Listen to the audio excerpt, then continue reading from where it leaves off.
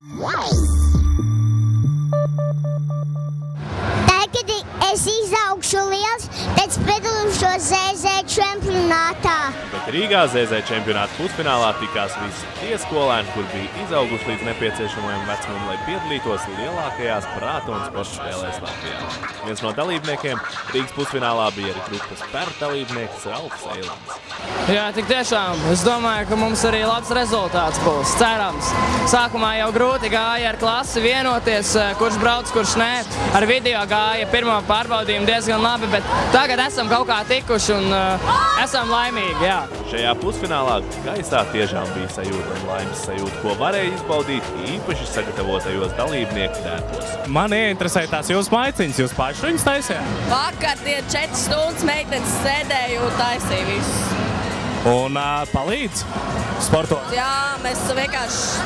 Kāda ir sajūta, ka meitenes ir uztaisījuši tērpu, kurā ģērbties? Diezgan patīkami. Ja ņem vērā, ka, ja viņas ir to taisījušas, tas nozīmē, ka viņām patīk. Ja tas man mugurā, viņām patīk. Mēs esam mājas orķestris. Mēs tādi no rīta pamodušies, jautrīši tādi. Kā ir startēt sacensībās halātos? Ērti. Ritīgi forši ērti. Es skatos, ka jums meitenes šodien ir pacentušās īpaši. Kāpēc jūs esat tā saģērbušās? Tāpēc, ka 80 rulē. No aerobika forši. Meitenēm. Un īstenībā tas tērps ir labs priekš sportošanas? Jā. Protams. Elastīgs, jā. Mums tā tēma, teiksim, nūģi, un pareizie skolnieki. Mēs arī saģērbāmies kā pareizie skolnieki. Redz, ir šlipse, brilles, krekls, un pielaizītā frizūra, protams, tāda. Un meitenēm mums ir bizes un pieklājīgs apģērbs, jā. Vai baltais krekls palīdz sportot? Jā, noteikti, viennozīmīgi. Kāpēc tad cilvēki viņu uzvalkos valkā? Bet uzvalkos cilvēki nesporto parasti. Vai tiešām pa kaklu sait un krekls? Bet James Bonds taču sporto. Es saprotu, tas ir tāds stereotips. Balts kreklu uzvalk ideāli. Sportam piemērots. Savukārt dažas klases, lai sasniegtu vislabākos rezultātus un tiktu uz lielo finālu Rīgā, bija paņēmušas veiksmes talismanus. Tas ir mūsu talismans Džingijs. Redzat, jā, viņš ir Čaka Norris draugs, tāpēc viņš zina, ka pat Čaks Norris baidās no mūsu klases. Ļoti skaisti mati viņam nokrāsot, īpašs dizains, jā, kā redzat, ļoti skaisti. Un viņš arī smējās līdz saindējās, jo mēs arī to darām. Viņš mums ir ļoti labs draugs, viņš mums vienmēr palīdz, māc būt izturīgiem, kā metāla vīriem, kārtīgiem, tādiem čaļiem, saprot?